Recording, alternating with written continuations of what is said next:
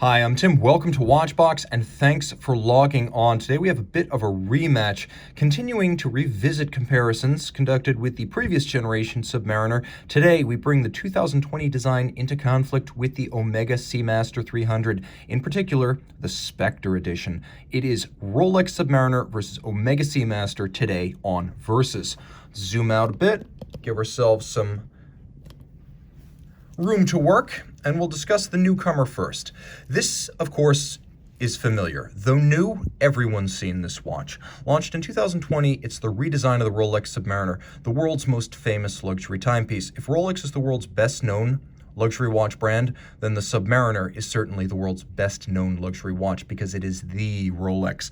First launched in 1953, the no-date model, also known just as the Submariner, is the closest to the original references, and it's one that even the first Submariner customers would have recognized as descendants of their own timepiece. Let's talk about basic dimensions. The watch got bigger, but not as big as you might think.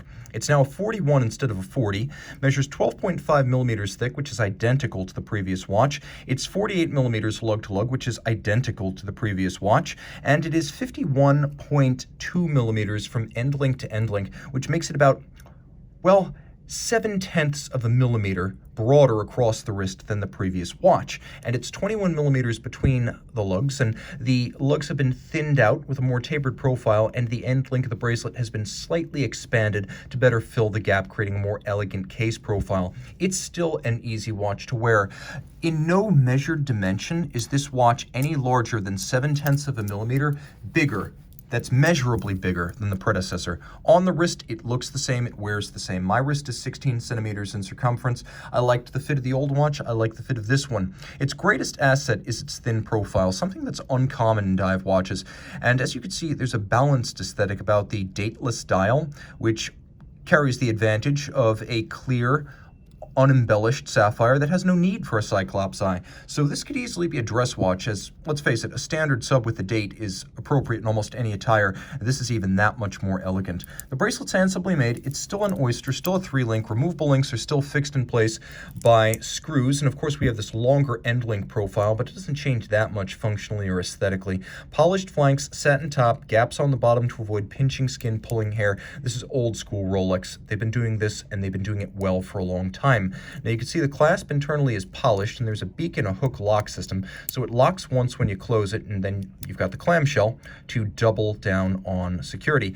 Dig your nail underneath the crown. There's a little kerf in there for your nail. Lift the lift lock, and it is a lift lock. It's not simply prying the thing open. You need to remove the beak from the hook, and you can see that you've got glide lock once more. Also note the use of a half link. There are a couple of different ways to size this bracelet. Now you've got 20 millimeters of adjustment in 2 millimeter increments, so if you want to go all the way out and use it as a dive extension, you can do that. You can also use it to adjust and tailor fit in very small and subtle ways. So a superior product. Getting back to the case, a little bit more elegant now, not as squared off as it used to be. The lugs used to be quite broad at their ends. The case is still sheer, still satin on its top, polished on its flanks, and the hand-finished bevels are an article of history. They have not made a comeback on this generation of the watch. Trip block crown in steel, you know that because it features 3 symmetrical dots. 300 meters water resistant, both of these watches are. Let's hear the bezel. Spoiler alert, the Rolex has the better bezel. 120 click, it's a very solid and at the same time very refined feel. You can line it up easy with the minute hand, and the great advantage of any dive watch is that you've got an easily referenced 0 to 60 minute count up timer. Ceramic bezel insert with platinum deposits to create the characters, the indices, the numerals. We've got a dial that is black lacquer with white gold hands and indices to resist tarnish and oxidation, black lacquer giving it a glossy glow, and the Rolex confidence ring inboard, an unnecessary embellishment, but then again, Rolex always does give you a bit more graphic than you anticipate or require. The movement has been upgraded. The movement has stop seconds as before, but it's now a 70-hour power reserve rather than 48. It's a 4 hertz beat rate, 31 joule, free sprung with a full balance bridge for shock resistance, anti-magnetic niobium zirconium hairspring, and it features a overcoil profile. So made by hand, the hairspring in any position will develop evenly and beat concentrically, allowing this watch to earn a COSC certificate, but then go beyond as Rolex cases up the movement and tests the full watch to run no worse than -2 + 2 seconds per day. That is the superlative chronometer standard, and it's something the Omega cannot quite match. Let's talk about the Omega now. The Omega is an impressive watch, but The basic model debuted in 2014, and this model, the Spectre, a 2015 limited edition of 7,007 pieces, came out 1 year later. Of course, it was launched in conjunction with the James Bond movie of the same name, and it includes some changes to the dial, the hands, even the bezel that are not featured on the standard watch. I understand that with a bidirectional bezel and a lot of the Spectre custom equipment here, this is neither a standard Omega Seamaster 300 nor an actual dive watch because the bezel can move in both directions. Make no mistake, a $6,800 version of this that's still available is a dive watch, and this is a stand-in for that. I just thought it was perhaps more poetic for a current Bond watch to go head-to-head with a former Bond watch. So that is our theme, the extended conceit or metaphor of this versus. Okay, how does it fit? Easily. It's a 41 millimeter, but it's thicker at 14.8 millimeters thick. And from lug to lug, it's 48.1 millimeters, but with a 52.6 millimeter span across the wrist, and it has a 21 millimeter spacing between the lugs. On the wrist, it sits proud. Compared to the Submariner, it is noticeably thicker. It's also broader as the end links project out farther. Both of these watches can be worn on a small wrist, and I say the Sub can be worn on a 14 centimeter circumference wrist, and so can this, but in reality, if you're going to wear this on a smaller wrist, consider putting it on a strap. You can see no issues here, though. It's perfectly sized for my wrist. It's just more likely to hang up on a cuff or a sleeve. Taking a look at the bracelet, you can see that it's a 3-link design like the Oyster, but it is perhaps a little bit distinct in cross-section. You can see these links are not shaped like the Oyster links, so they are distinct in that fashion. These links are also a little bit shorter in cross-section end to end. The removable links are still fixed by screws. We do have that a half link built in for incremental sizing, and we've got 2 of them. We then have a push-button slider that gives you 9.6 millimeters of incremental adjustability, but we don't have a pull-out dive extension, so you do get more total adjustability with the Rolex. Of course, James Bond, wearing Omega watches since 1995. It's a long-running and enduring relationship, but this watch is really designed to echo a pre-James Bond Seamaster, the Seamaster 300 of 1957, the reference CK2913. That is the reference for this minimally beveled, squared-off lug, no crown guard design. Now, you have this James Bond 0 to 11 dial that is also in its way and nod to history, but it does mean that this is not a dive watch, because a dive watch, per the ISO 6425 statute, it has to have a unidirectional bezel as a timing instrument. You get a different dial with tri-Arabics and a big Omega logo up at 12 o'clock, and then a lollipop second sand, which again has a basis in history. It's just not what you'll find on the standard version of this watch. Matte dial base, it's got a little bit of a depth to the indices. They're sunken, and then they're ecru off-white, very much like a Panerai sandwich dial in construction.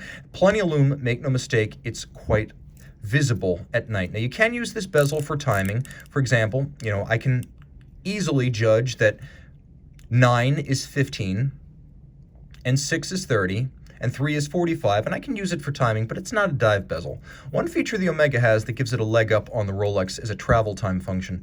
Note that it's still actually keeping time. The minutes hand and the seconds hand, they're not affected. I can change my time zone and jump my hour without actually stopping the watch. Now, it does have a hacking or stop seconds function, just as the Rolex does. The Rolex does not have the time zone function. Roll it over, you can see something the Rolex doesn't have. A display case back, caliber 8400.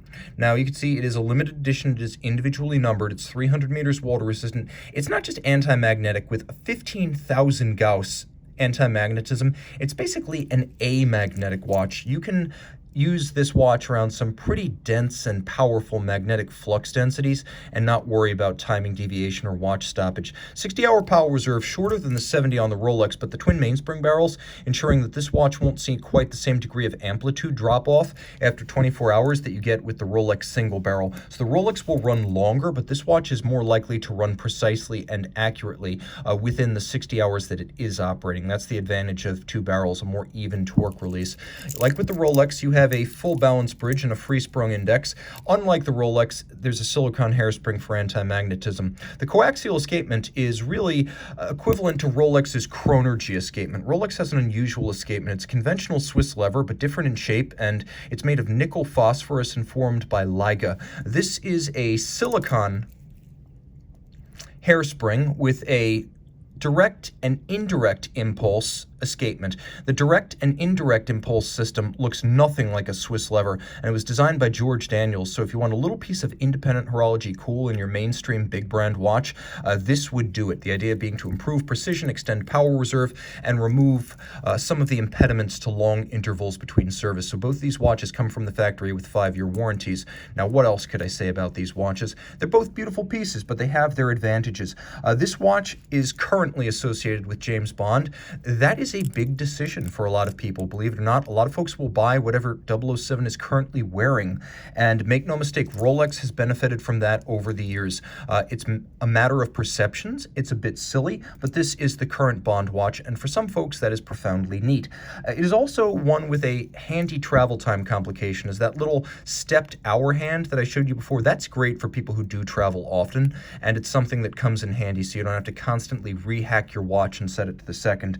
Also neat, the coax. George Daniels designed something in your watch. You know what it would cost to buy a George Daniels designed watch that's not an Omega coax? Yeah, whatever you're thinking of, add more zeros. So this is a cool escapement and high technology with an association that binds it to one of the great watchmakers of our time. It also has an expressly vintage style. Some folks, will acknowledge that there are vintage references here as a matter of continuity, but if you want to go full retro, tribute watch, vintage re-edition, that's what you're getting here. That minimally beveled, squared-off lug, no-guard profile, tri-Arabic numeral dial, lollipop seconds hand. If retro is what you want, Omega is your watch.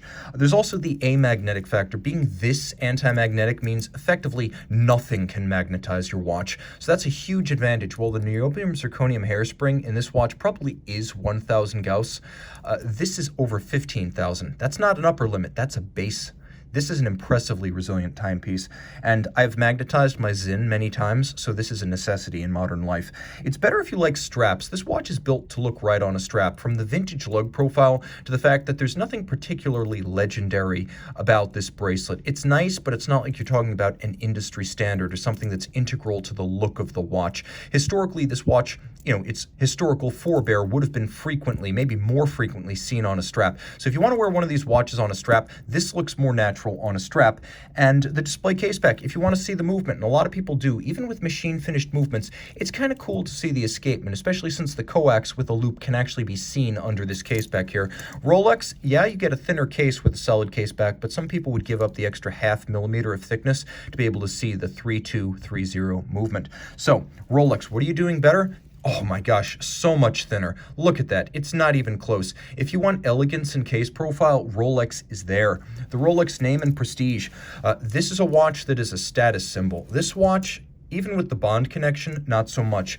It's not the reason I buy a watch, but it's an important consideration for some. So if you want the more valuable name, the watch that will gain instant recognition and say something, perhaps something rather detailed and particular about you and your station in life, this is going to be the one. Not my thing, but it's a big factor.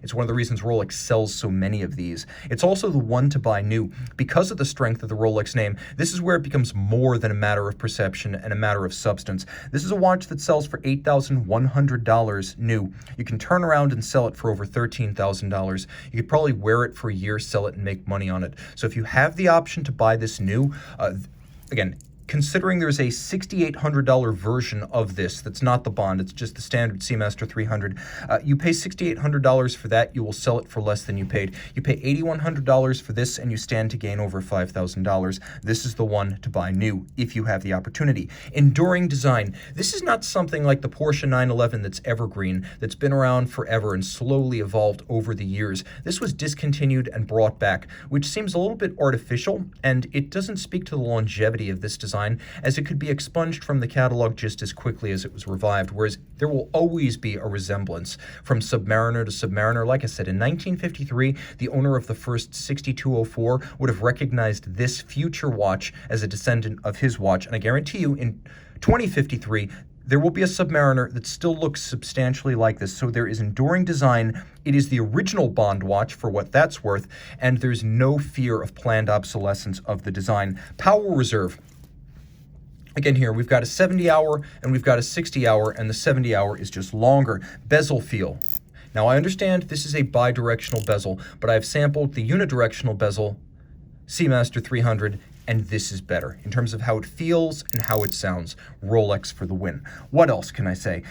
I would say more clasp range of adjustment. This gives you 20 millimeters in 2 millimeter steps, whereas the Omega is 9.6 millimeters in small steps.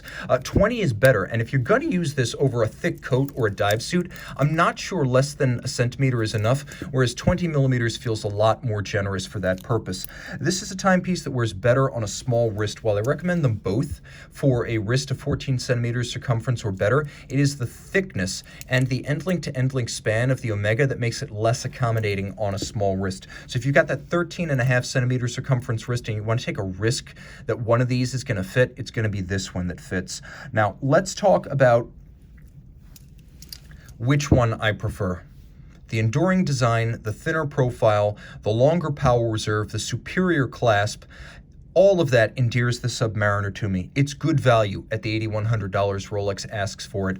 And if I were to choose between the two, on everything from substance to aesthetics to design permanence, the Rolex would be my choice. Guys, let me know in the description below which one of these two watches would be your choice, whether we're talking about the Spectre, which sells pre-owned for about $11,450 and retailed for $7,500, or the $6,800 standard Seamaster 300. You want that standard watch, the Spectre specifically, or the Rolex, pit against either one of them. I'll give you that choice. The Lume Shot. I'm calling this a tie. Take note though, the Spectre does not have a lumed bezel pearl.